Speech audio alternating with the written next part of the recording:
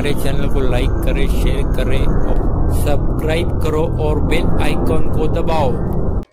सकाळी 10-10:30च्या दरम्यान ते इथं आले होते। आम्हाला माहिती नाही ते केव्हा आले होते केव्हा नाही, पण ते आम्ही इथं आले तेव्हा त्यांना ओळखलं आणि तेव्हा समजलं काय बास आणि ते कमाई भाऊन ते असं कसं काय झालं दादा आपलं ते आम्हाला बी माहिती नाही। आम्ही आलो तो आम्हाला समजलं, पण ते इथं डायरेक्ट गर्दी जमवली दिसली, पण आम्ही ओळखलं तो समजलं आम्हाला काय आमचे घरवाले इथं रील बनवत होता असं एक प्राथमिक माहिती समोर आहे। मग ते सांगता बीत नाही बनवते असतील ते।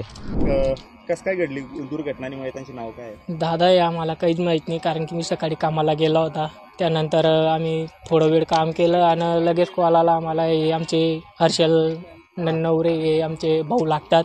प्रशांत खैरनारे भाषे आहेत आमचे, म्हणजे दोघं मिळून हे जेवणपासून प्रशांत खैरनार इथं आले होते राहायला। तर दोघं फ्रेंड झाले होते, जिगरी एकदम मस्त, सोबतच असायचे, सोबतच खेळायचे, कुठं पण जायचं असलं तर सोबतच जायचं। आणि अचानक कसं काय घडली आम्हाला मला स्वतःला शॉट लागला की असं कसं काय झालं।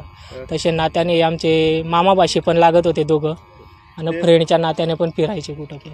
ते दोघं जण रील बनवत होते आणि त्याच्यानंतर हा अपघात झाला असं काही प्रत्यक्षदर्शींचं ते आता काही कळलं नाही। आता रील बनवत होते का फोटोशूट करत ते आम्हाला काहीच माहीत नाही। आम्हाला जसं माहीत पडलं आम्ही तशी धावपळ केली।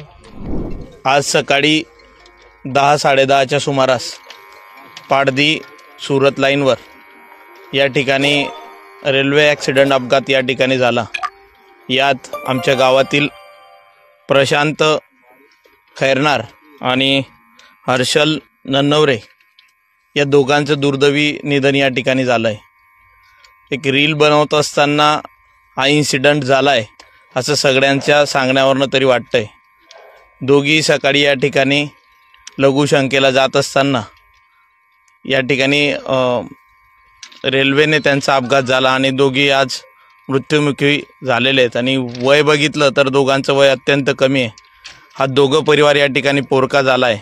एक आमच्या गावासाठी आणि परिसरासाठी अत्यंत दुःखनीय बाब आहे। मी मीडियाच्या मार्फत एकच विनंती करतो की रील बनवणाऱ्यांनी कृपया आपल्या परिवाराचा विचार करावा, अशी दुर्घटना होऊ नये, आपण याच्यासाठी काळजी घेतली पाहिजे।